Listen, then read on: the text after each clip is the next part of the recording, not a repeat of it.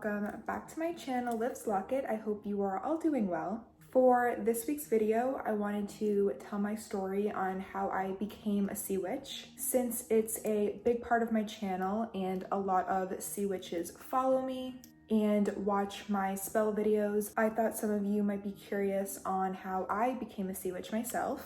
I am currently sitting at my Ocean Spirits and Aphrodite altar. As you can see, it's kind of a mess. Some of you might know, recently my dog went missing for 10 days. A small gap of times I wasn't actively looking for her.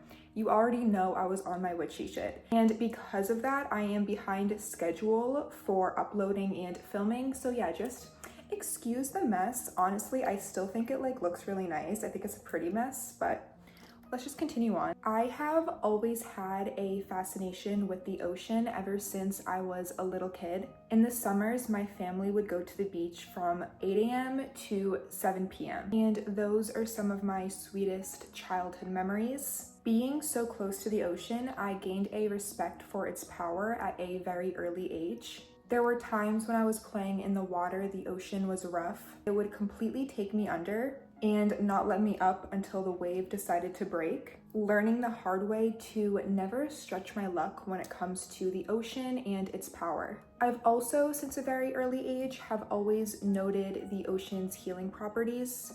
My dad, when my brother and I were very young, would take us to the ocean and make us dunk underwater, even if it was freezing, because he would say that the ocean is a natural healer and it's really good for our skin. But it wasn't until the 4th grade that I really saw the ocean's healing properties for myself, because that's when I started getting acne, which I know is really young. I've been dealing with acne basically my whole life. So in the summers, I would go to the ocean and I would dunk under the water and wash my face with the ocean water. And without fail, always in the summer, my skin would clear up. Also, if me or my brother had a cut, a blister, my parents would always make me go to the ocean and wash it out. So I've just always seen the ocean as being something as very healing. And I assume this is why I have always loved mermaids so much.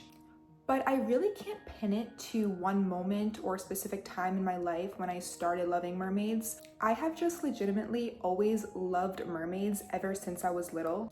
I've always dressed in shells, I've always dressed in ocean type jewelry, kept my hair very long like mermaids, loved hearing the myths and legends of mermaids. The ocean has always been a very big part of my life and also a very positive part of my life.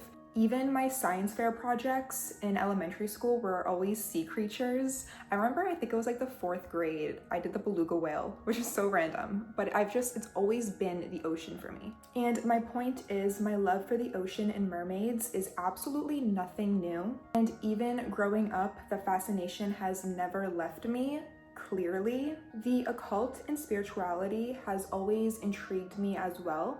But it wasn't until I was in the 8th grade that I started to study the law of attraction and astrology, but it was still on a more surface level. I was beginning my personal journey on trying to gain a better understanding on what the meaning of life is and why I'm here. I went to a Catholic school growing up, and that was really an interesting experience for me because my personal life, my family is not super religious and they never have been. My family does believe there's something else out there, but it's not rooted in religious beliefs by any means. So the only doses of religion that I was getting was at school, but it was a big part of our school. And I knew immediately that I did not subscribe or relate to a religion. I do pray to angels. For example, Archangel Michael is someone that I work with a lot, especially this past week with my dog missing. But I look at it as my own relationship with them outside of religion. But either way, in school, we would talk about the afterlife a lot and the meaning of life. Growing up, constantly talking about the meaning of life and what happens after you die. During my developmental years, had a huge impact on me. And I do believe that it made me more open-minded to there being something else out there. Again, not religion, but just the idea that there is something else out there. Really programmed that in my mind because we just talked about it so often. And like I said, it was such a big part of our school. In my sophomore year in high school, I started seeing flashes of light, like little beams of light, and it wasn't anything medical. So the next place I turned to naturally was spirituality to gain some understanding. And I remember by the time I graduated high school, I was just so perplexed as to like, what is the universe and why we're here. I feel like I left high school feeling like more confused as to what was really going on like a spiritual level. Fast forward 2019, 2020, I wasn't in the best place in my life for a number of reasons, but one of the reasons is because I kept having very strange experiences, and it was happening more and more frequently, and I had no idea how to deal with them or talk about them, so I kind of felt like crazy, to be honest. Then a series of events led me to seek out a spiritual mentor, and I ended up taking a 6-week in-person mediumship class. It was like a mediumship developmental class, and it was incredibly eye-opening. I still to this day take classes from her. One of the recent classes I took of her was the tarot class, which I actually talked about this some videos back ago. I honestly forget, but I've taken multiple classes with her since this mediumship class. And I remember once the beginner's mediumship class was over, she told us to expect new ways of communication to develop since we were more open at that point. So I have always been clairvoyant. I get visions, I can see things, but once that class had ended, that's when I also started to hear things. And one of the words that I would hear over and over again, I'm talking like weeks on end, was the word witchcraft. And eventually I just felt the strongest urge to learn more and do some research, which led me to creating an altar, and then I was doing some offerings, but this was all like in the span, I would say, of like months. I don't know exactly how long, to be honest, but it was like a long time. I instantly felt a connection to glamour magic and Aphrodite because Venus rules my birth chart. And I was very familiar with astrology at that part of my journey. Like I kind of already said before, astrology was really the thing that took off my spiritual journey. And I love astrology. I swear by astrology. I talk about it sometimes in my spell tutorials.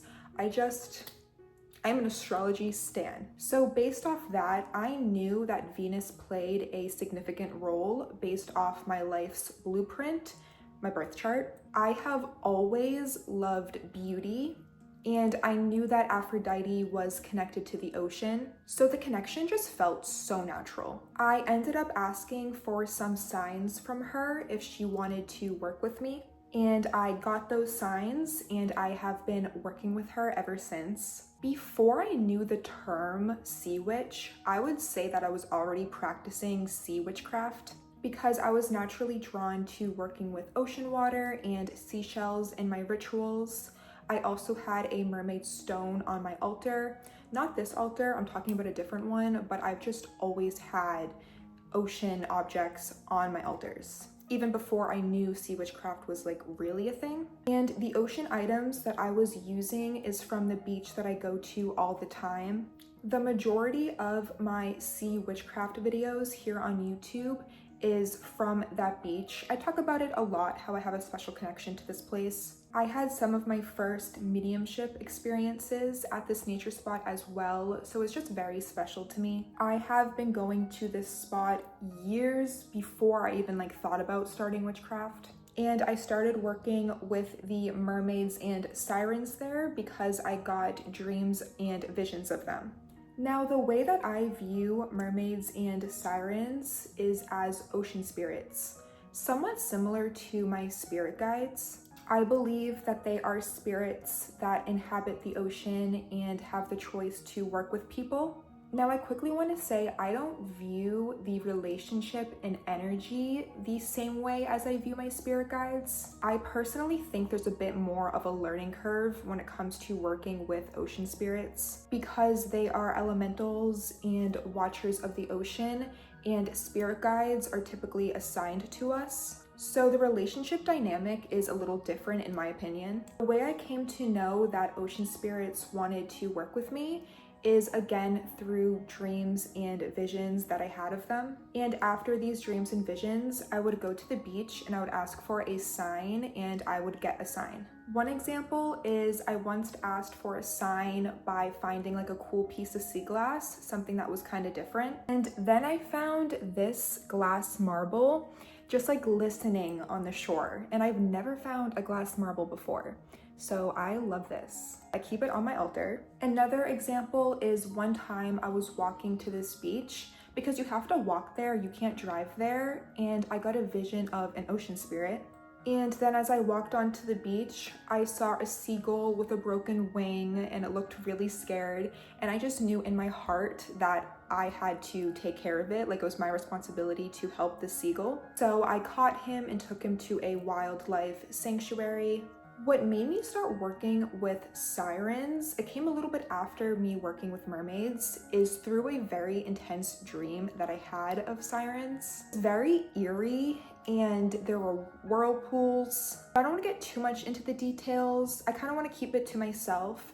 So without getting too much into it, even though the dream was very eerie and like slightly dark, I knew I was protected even in that dream. And the moment that I woke up and opened my eyes, the first thing that I heard was they have a natural affinity to you.